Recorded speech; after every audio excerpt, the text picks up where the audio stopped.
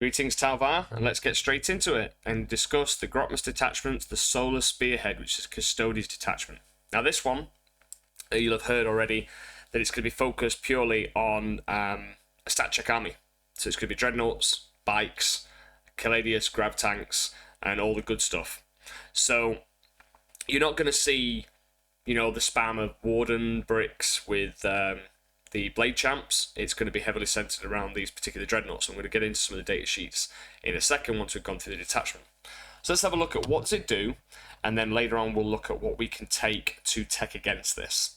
So the Solar Spearhead. Effectively, it's kind of copying the Crusher Stampede. So vehicles, so Dreadnoughts, as long as they're not taking any wounds, and they're at full starting strength, add 2 to the OC characteristics. When it's taking wounds, if it's below starting strength, you reroll the hit rolls of 1. If it's below half, you're rerolling 1s to hit and wound. So the good thing about Custodes is they're going to be hit on 2s. So the moment you start chipping away, they're going to be hit on 2s, rerolling 1s. And the moment you've damaged it to a point where it's below half, it's going to be rerolling 1s to wound as well. Now, the Ancient is the second part of the detachment, and the first one was the Auric Armor, and now it's basically they can add 2 to the move characteristics of walker units and add 1 to the advance and charge rolls made for such units. And also, on top of that, in the Muster Army step, you can select 2 Custodian Walkers and just make them characters, so you can make Dreadnoughts characters. And that's going to be fantastic when we look at some of the enhancements. So what are the enhancements, and what do they do? So Adamantine Talisman, you can basically give it an Adeptus Custodes model, improve the attack, strength, and damage of melee by 1. So you can make those Dreadnoughts with the sword and board hit even harder. Augury Uplink. Again, an Adeptus Custodes model, so it could be a Dreadnought, 5+ Feel No Pain. And when you stack that onto some of the Dreadnoughts that are out there, it's going to be super durable. And then we've got an Adeptus Custodes vehicle, so the Honoured Fallen. It's an aura. So friendly Custodes infantry and mounted within 6, you can reroll a hit roll of 1. So you could have a Custodes Dreadnought with this, and then bikes and Custodes infantry rerolling 1s. Just basically the Dreadnought hanging around and then going, do better. And then we've got the Veteran of the Cataprophet. I probably absolutely butchered that, but this enhancement. Adeptus Custodes Infantry or Adeptus Custodes Mounted model in your movement phase, select one Adeptus, so basically a Custodes vehicle or a mounted unit. Until the start of the next command phase, the unit is eligible to shoot in a turn in which it fell back. So I think that one's pretty good for 10 points, and you're going to see the Augury Uplink, and you're definitely going to see the Adamantine Talisman. Maybe not the Honoured Fallen, but they're all pretty good to be fair, but I can see that fall back and still shooting is going to be quite key. And it can be done on a mounted unit or a vehicle unit, so it could also be the bikes and another vehicle. Stratagems, Flawless Construction. A vehicle unit until the end of the phase, and it's in your opponent's shooting phase or fight phase. Subtract 1 from the wound roll if it's obviously stronger than the toughness. Then we've got the Emperor's Vengeance, so it's in the fight phase.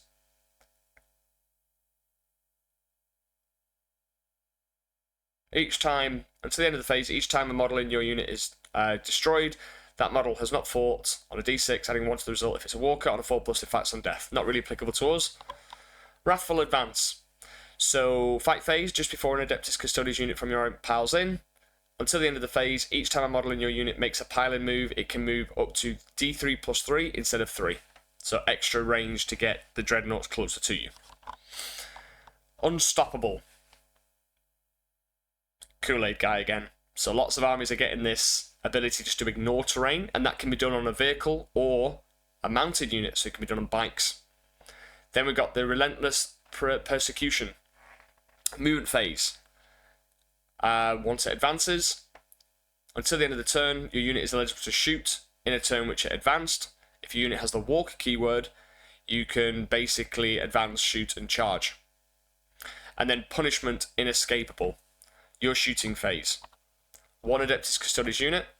Until the end of the phase, range attacks equipped by models in this unit have the ignores cover. And until the end of the phase, each time a model in your unit makes an attack, you can ignore any and all modifiers to the attack's ballistic skill characteristics or any and all modifiers to the hit roll. So you might see this on a Dreadnought, but you would definitely see it on a unit of bikes. They can just be ignoring cover, ignoring modifiers, and just shoot you. And if a bike unit happens to be within 6 inches of the Dreadnought that gives them the reroll 1s, then suddenly it's hit on 2s, rerolling 1s, ignoring modifiers, and ignoring cover. So, like I said, it's nice and simple. It's not complex. It's just going to be Dreadnoughts and bikes. And then obviously a couple of mission pieces like Sisters of Battle unit. Maybe they take one unit of Wardens with a Blade Champ just to kind of help flesh out the list a little bit. But there's some nice little combos that you can do with bikes. So, speaking of which, let me just switch over to a different screen and I'm going to show you some of these data sheets to be aware of. So let's talk about the bikes. I actually think the bikes have got some interesting play. Now, a key thing to remember here as well is that in the balanced data slate, the bikes got a bit of a glow up. And what basically happened to the bikes was they went from basically increased their toughness to 7 and the wounds to 8 for the Shield Captain on Dawn Eagle jet bike. And then the basic bikes have gone up to T7 as well, and they're now 5 wounds. I think they used to be T6 4 wounds, and now they're T7 5 wounds. And then also they increased their weapons, the shooting weapons. So they increased their Hurricane Bolts to damage 2, so they're Strength 4 AP 1, damage 2. And remember, they could just be hitting on 2s, rerolling 1s, and ignoring cover. So they're ignoring cover and AP 1 and damage 2 is pretty good. And then also they are rapid fire 3, twin linked, so you're going to be doing 6 shots in rapid fire range of 9. And they're going to be twin linked, so they're going to be hit on 2s, ruining 1s, so all hit, and then they'll obviously be wounding on whatever they're going against. Not only are strength 4, but still twin linked, AP 1, ignoring cover 2 damage. And then the salvo launchers have gone up to strength 10, AP 3, D6 plus 1. Only 1 shot, twin linked, but still they're all going to hit. Wounding most things on 3s or potentially 2s, depending on your toughness value. So crisis suits, for example, T5, they'll be wounding on 2s. And then they're AP3, ignoring cover, D6 plus 1 damage. So, not bad at all. So let's look at the data sheet. Now the data sheet, they've got a really nice ability, and I actually think this is a bit sneaky when you combine it with a Shield Captain on Dawn Eagle jet bike. So, movement 12, 2 plus save, 4 plus invulnerable save, 5 wounds. Combat, 5 attacks each, so there's going to be 15 attacks at 7, 2, and 2. Hitting on 2s. And lance. So the strength 7 would be normally winning on crisis suits on 3s, but it becomes 2s. And then against vehicles it would normally be 5s, but it becomes 4s, AP 2. They have Quicksilver Execution. Once per battle, so it's a once per game thing. When it ends a normal move or advanced move, you can select one enemy unit excluding monster or vehicle units that it moved over during that move. Then roll a d6 for each model in the unit, and that's referring to their unit. For each 2+, the enemy suffers 2 mortal wounds, but there's no cap. So the bikes are taken in 2 to 3.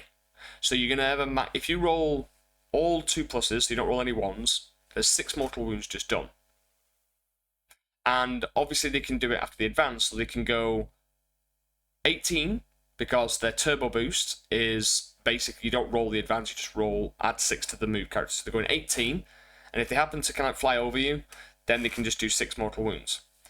If you attach a Shield Captain on Dawn Eagle jet bike, he's part of that unit. He has a rule that says sweeping advance, so once per battle at the end of a fight phase, if this model's unit has fought this phase, if it is within engagement range of one or any units, it can make a fallback move, or if it is not within engagement range, assuming that they've killed their target, it can then make a normal move. So the normal move is the key part here, and if you go back to the Virtuous Praetors, aka their bikes, it says once they've completed a normal, after this unit has made a normal or advanced move. So if they put the bike guy, so the captain on Dawn Eagle Jetbike in this unit, there's now 4 models. So you can add to this roll. So rather than rolling 3 dice, you'll roll 4 dice on every 2+ that you roll, 2 mortal wounds. So it caps out at 8 then. So for us, what I can see happening with this bike unit is they're hiding behind a wall. Then they'll move out, 12. They'll go through the wall because they'll spend their CP. They'll charge. They'll kill something because Custodes are pretty good at killing tile things. And then what they'll do is they'll use this normal move ability with the captain to then move 12 over another unit that maybe you were hiding and just do potentially 8 mortal wounds to you. So that could kill things like, well, 8 out of 10 crew, or it could kill 8 out of 10 breachers, or it could kill a stealth team. Maybe it could even kill a character.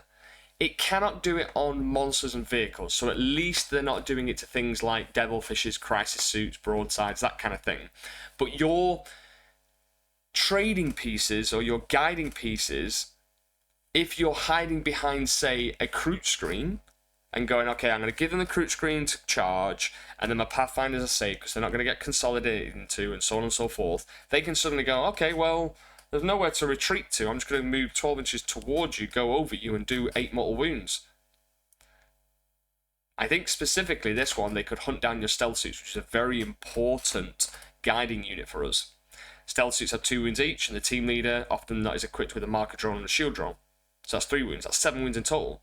So as long as he doesn't roll any ones, he could just kill that unit for free. And then you're down a trading piece, you're down a scoring piece as well, and you're down a very important guiding unit.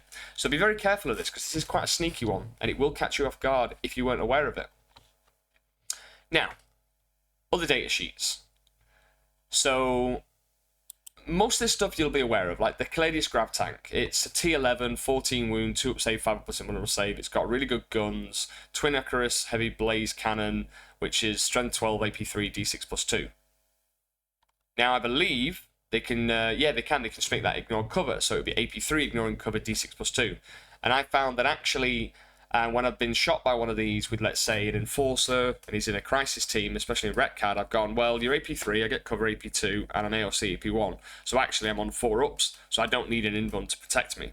But now, with the fact that he could do ignore cover on this, suddenly it becomes AP3. I do Armor of Contempt because the Enforcer has that ability when he's leading the unit to give him -1 incoming AP. Becomes AP2, which will put my Crisis suits on 5 ups unless they had an invuln, which obviously things like Fire Knives and Star Sights don't, and you're usually equipping your Enforcers to those units. And then if I had an Enforcer with the Sunforge, it's still, well, it's just not gonna, I'm always gonna get an invuln anyway. And then obviously they have lethal hits against non-monster vehicles or lethal hits against monster vehicles, so they get to flex and choose. But generally, for the points that it is and what it does, it's a really good staple, and it will give them that kind of long-range firepower that they need to support. I'd probably say you probably expect about 2 of these, because for a tank, the 215 is still quite pricey versus other tanks that are out there in the game. So then we talk about a few Dreadnoughts. Now, the one that is really going to be a little bit of a frustration point for us is the Venerable Contemptor Dreadnought. Now, I'm not going to go into any of the enhancements, aka extra damage and stuff like that, because you should just expect that if a Custodes combat threat gets at you, it's going to kill the thing it's going to get engagement range with. So the annoying thing about the Venerable Contemptor Dreadnoughts is they are actually cheap for what they do. 160 points, you'll definitely see 2 to 3 of these, because they have an ability built in called the Unyielding Ancient. So the first time this model is destroyed, remove it from play without resolving its Deadly Demise ability. Then at the end of the phase on a 2+, it gets back up and it regenerates D6 wounds. So what you're going to have here is they'll move out a Dreadnought onto a center objective and then go, oh, I've died. Cool. Well, I come back and I've still got the point. So what it forces to do is, usually we would set up like the firing lanes, shoot, kill it, not bother about being on the center, unless a secondary card was telling you to go and storm hostile objective, or secure no man's land, or extend, or area denial, or any of those kind of cards that are forcing you to the center objective or onto objectives in general. But if it wasn't forcing you to go and interact with those objectives, the opponent's just going to gain primary. So it forces you to use another trading piece to go out and go, okay, I'm standing some Crute on the objective, and then I'm going to kill you, then you're going to get back up, and as long as I out OC you, then I'm good. You don't get the primary. So it's just designed to force you to use more pieces. And Custodes will generally struggle against Tau because you have like action economy that's greater than theirs. You have more MSU trading pieces than they do. They have Scissors of Silence and smaller units, but outside of that, they've not got those trading pieces that we do. So anything that forces you to use those when you don't want to, but you have to, is going to be a net gain for the Custodes player. Then they've got a couple of shots. So they've got like the Melter shots, 2 shots at Strength 9, AP 4, D6 damage. But they'll be consistently hitting on, 2s, rerunning 1s if you plink them away. So that what I want you to do against this is, even though you can chip away, sometimes ask yourself, should I? Because giving them, for every 1 that they roll, it's going to hurt them, especially when they're shooting the Melters. So you kind of really need to line up your stuff to kill them dead in one go, which is easier said than done, because all of the Dreadnoughts are going to have 2+ save and an invulnerable save, whether it be a 5+ or a 4+, it all depends on what they're taking. So again, it does need some thought, so sometimes you might need to think, do I need to chip or should I just go for the kill? And always over-committing rather than under-committing is my top bit of advice. So let's have a look at some of the other Dreadnoughts. So we've got the Contemptor Galatus Dreadnought, which is basically just going to be the sword and board one because it's got a 4+ invulnerable save. And this one's got 10 wounds and T9. So something I need to mention about both these venerable Dreadnoughts is their T9, which is actually pretty good for us because we've got things like, you might think, well, I've got rail broadsides, I've got hammerheads, got sky rays, got Sunforge if they're in retaliation card with +1 strength when I'm in 12, so cool, I'm higher strength, but then they've got stratagems to go -1 to wound. So anything that's pretty much going to be wounding these things on 3s, expect them to use the stratagem to make you -1 to wound. And then one of these tanks at 10, one of these Dreadnoughts at 10 wounds at 2 up save, 4 up invulnerable save, then suddenly going, well, I'm going to -1 to wound. And then there's potential, I think, for the, just double check on a few things. I just don't want to get this wrong. -1 damage.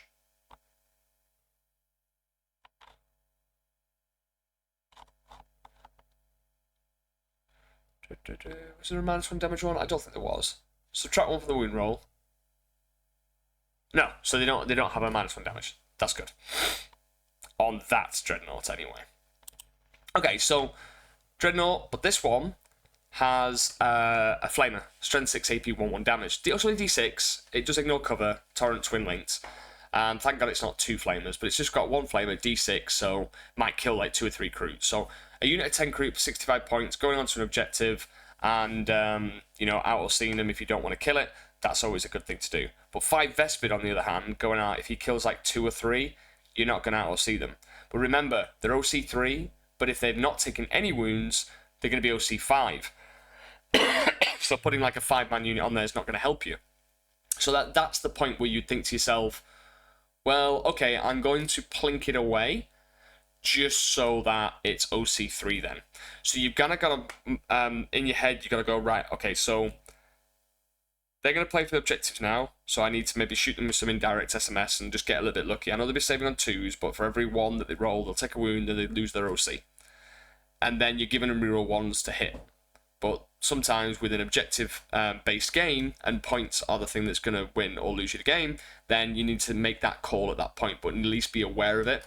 So in your head, think, right, if I want to play the OC game a little bit better, then, and I'm setting up my training units, maybe I do need to plink fire away. But if I'm not, then I just won't touch them. So the melee one, yeah, -1 to wound, we're not really going in with melee. And then we've got the Telmon. Now the Telmon is going to be the big chunk, the thing that's like just super durable, because it has Guardian Eternal, which is the -1 damage. Then it's also going to have the enhancement to have a 5+ feel no pain. and it's got 12 wounds, and it's got a 2+ save, and it's got 4+ in bun, and it's toughness 10. So toughness 10, and then you can spend the stratagem to -1 to wound, so it's going to be -1 to wound, -1 damage, 5 up feel no pain, and oh look, it's moving 8, but you're going to add +2 to the move on all of these, and then it's got, if it devoted to destruction, so if this model is equipped with 2 Telmon castrous weapons, in addition to its armoured feet weapons, add 2 to the attack characters to the Telmon's castrous weapons.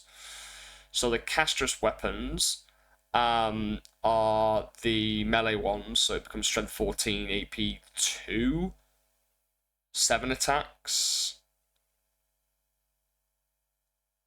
Yeah. It's going to be 10 attacks. Telmon castrous, it's got 2, so it can have 2, can be replaced with one of the following. So it could do combat, it could go blender combat if it wanted to, but most of the time it'll take the shooting. So you'll do the, which is the one, it's the Storm Cannon, Devastating Wounds, 12 shots, strength 6, 1-on-1. But it's just going to be a durable thing. It's genuinely just going to sit there and go, cool, try and remove me. And it'll be OC6 if it's not wounded, or OC4, and then reroll 1s. Could take the other guns. The strength 9, AP 1, 4 shots, 3 damage. Or it's got the plasma projector, D3, strength 7, 2, and 1. Nah. Bolt launcher, no. It's going to be between the, it's going to be the Arcana Storm Cannon and the Accelerated Culverin. The 4 shots, 9, 1, and 3. So you're going to see Telmons, bikes, especially the Dreadnoughts that get back up. And then obviously you're going to have the other ones of the 4+ in bun and just walk around and be annoying. So it's only going to be a very quick one because there's not really much to showcase on TTS. But I will show you just a little scenario that I've set up, and I'm going to be demonstrating Kion a little bit. So, nice and simple. We're going like a little bit of a standoff thing where they've got a tank here, they've got a tank there, you've got broadsides over here, you've got broadsides over there, and then you're just kind of waiting. And I've got like a unit of crisis suits in reserve, he's got the bikes here, and then he's pushed up a Dreadnought, the one that just gets back up, so it's not that one with the sword and board, it's the other one, it's this one here. Right, so like I said before, remember, goes in, sits on the objective, you have to send something out to auto-see it. Now, obviously, your broadsides are really good at protecting like firing lanes, because the moment this tank comes out, you can then move out and shoot it, and you kind of have a little bit of a standoff thing of who's going to present themselves first. So in this case here, the good thing about the broadsides, because they're long range, it does stop them from just frontlining everything. They may still do that, but at their own peril, because broadsides with the Seeker missiles and the rails and the ignoring modifiers, in case anything had smoke, I know Custodes don't really, but that's what we arm our broadsides with. And in terms of, let's say, this, imagine like I've got a unit of recruits that go out, or at least, okay, look, let's say these don't die. I kill this, because I just poke my gun a little bit out like so. Yeah, just to see the Dreadnought, or I'd play the firing lanes and go, well, what's the easiest way to hide myself? Well, I can do it over here if I wanted to.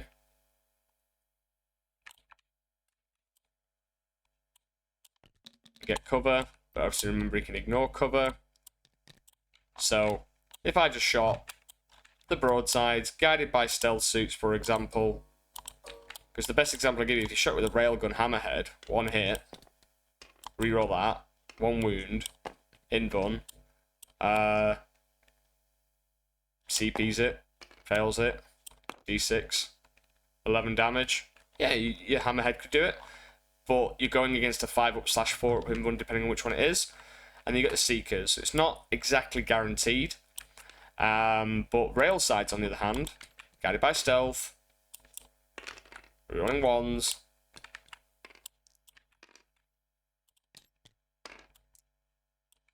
two in runs, D6+1, 7 damage, and the 2 Seekers. That was a shit roll, wasn't it? And then obviously the missiles.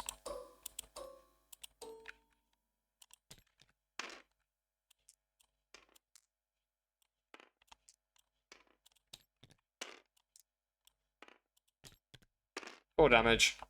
It's 11. Let's go. So we've ended up killing it, which is fine, but it gets back up on a 2+. Right. And then it's got back up, but it's OC3. And you've put OC3 on there. So you've contested the objective. Yes, you're going to lose your stealth suits, but that's a trade. Or it could be a crew. It doesn't have to be stealth suits. I just haven't got any crew with me right now. Cool. So that shows that one. And then they come out, they shoot some broadsides. Fine. These bikes are going to Kool-Aid through the wall. So remember I said about being careful of here. Well, in this case scenario, if I'd have chosen this unit to come out and shoot, those bikes will then go in. Let's just assume that they kill. And then they'll do that thing that I mentioned and fly over you. Let's just hit them with a Dawn Eagle guy. Fly over you. Watch me roll those 2s now. Nope. 8 mortal wounds. So you've lost this stealth suit unit. And you lost your broadsides. So, obviously over here, I would have like moved my broadsides away. And shot them with these over here. Okay. And then maybe I'll lose my stealth suits. The other thing I just want to demonstrate is the toughness of one of these. Now, if you shot it with just these broadsides here,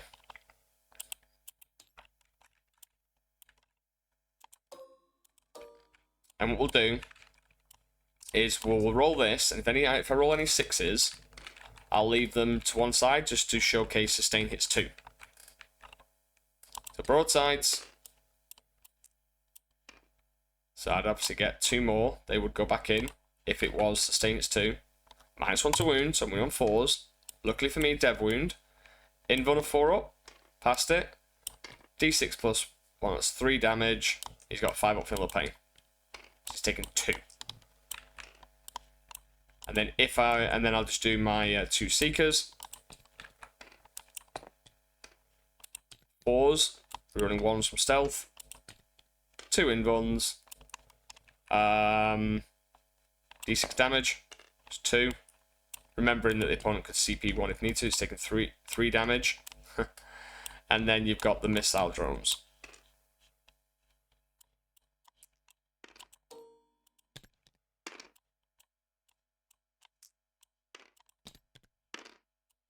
-1. Oh, sorry, yeah, it's -1 damage as well. So all of those rolls. So you're not killing it.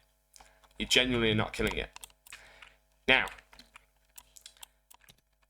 let's assume that you've rapid ingressed, and then you move out your Cold Star unit that's got the Exemplar of the Kion. And the Cold Star's got 4 fusions. You get it by stealth. So, all hit. 5s to wound. Rerolling. 2 invulns. Fine.